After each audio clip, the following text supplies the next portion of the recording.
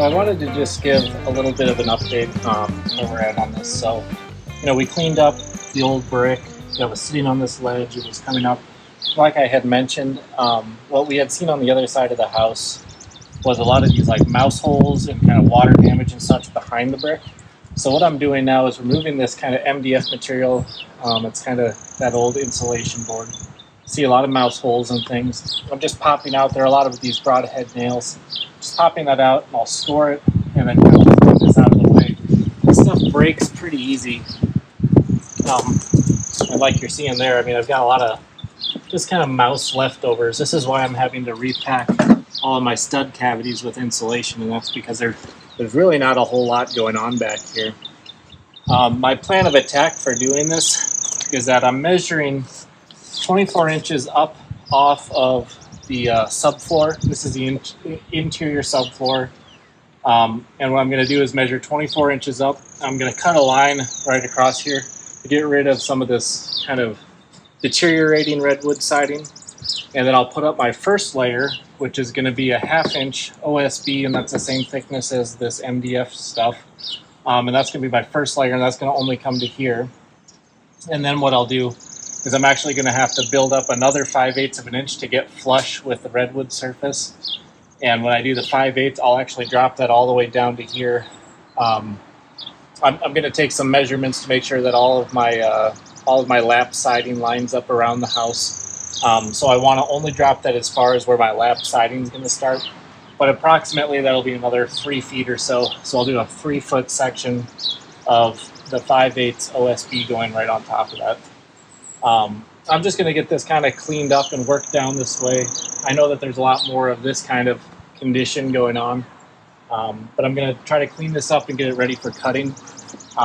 One of the other steps of this project is we're going to cut out, we're going to be cutting out the whole bay window and resizing that and everything. So, I can do this stuff for the time being. I don't really want to break this out yet. And that's just because we're pending some rain later this afternoon.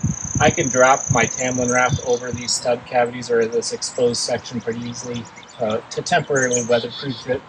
But I'm not so certain about doing the same for this window when I'm working by myself. So I'm just going to keep on going up and down this line, kind of cleaning up what I can down here, and I'll patch in as I can. One of the other things that we want to do, this is an older home. There were no external power outlets. So what I'm going to do is I've got a power outlet right about, it's probably actually just up the wall in this cavity. But then I'm going to put a GFCI on the inside, so it's kind of weather resistant, water resistant. GFCI power outlet on the inside of the house, and I'm going to do, the line is coming from the rest of the house. I think they actually come up through the attic. The line or the source for the GFCI will be just my breaker, and then the load for the GFCI is going to come out to an outlet somewhere around here. I haven't quite determined where that is. I need to figure out what the height of my deck is going to be when we build that on. So, that's some of the stuff I'll also be working on while I've got this section of the wall exposed. My reason for doing it this way is that it's a lot easier to make a mess on the outside of the house with stuff I know I have to replace than it is to be fishing wires on the inside of the house and breaking up more drywall than I need to. So that's what the plan of attack is.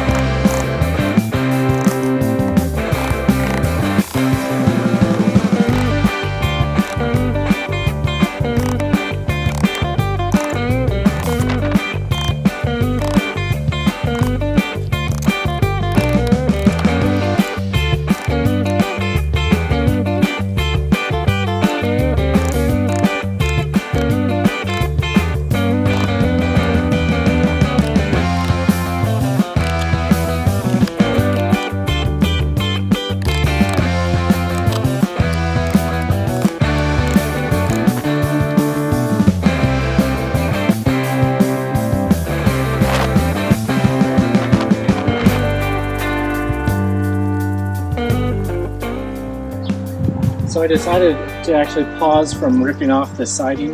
I had mentioned that I was going to cut this at 2 feet up, but that's so close to the height at what the new window is going to sit that I decided maybe it'd be better just to get the new window framing put in. Then I can rip it at the actual height of the first lap of that 1/2 inch OSB.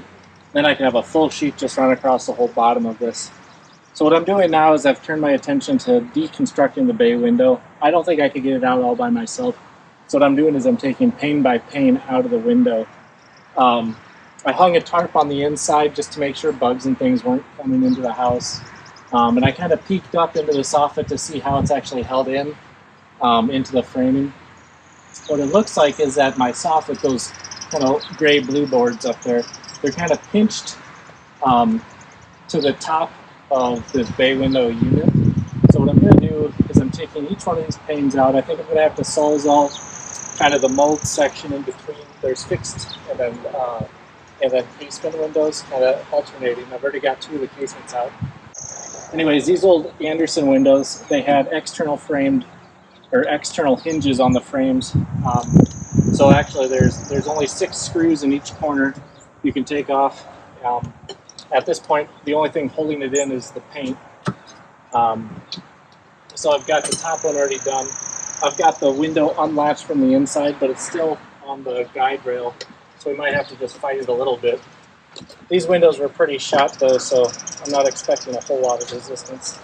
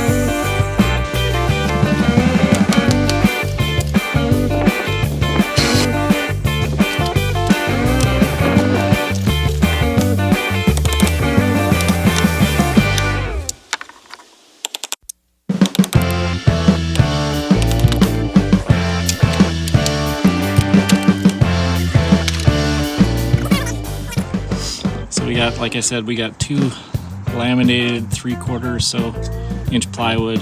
We got these ribs that are another inch or so, another 3/4 on top of that. Big nails going into this. My new window is going to be higher than this, so I can build up on top of that. Like I said, I'll get this top corner kind of cleaned out, and I suppose just keep on working my way across.